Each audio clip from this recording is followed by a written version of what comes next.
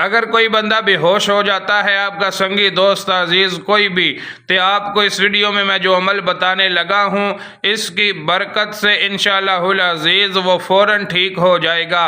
अगर कोई बेहोश हो जाता है, आपने पानी लेना है, उसके ऊपर अतल कुर्सी का ये हिस्सा ला ताखुज़ुहु सिनतुम वला नौम सिर्फ 11 मरतबा पढ़ के दम करके वो पानी के छींटे मरीज़ के मुंह के ऊपर मारें और उसके बाद पानी के चंद कतरे उसके मुंह में डाल भी दें, फिर उसे हिलाए जलाए उठाकर बिठा दें। इंशाअल्लाहुल अजीज़ वो उठकर बैठ जाएगा, उसे होश आ जाएगी। सदका जारिया समझते हुए इस वीडियो को शेयर कर दें।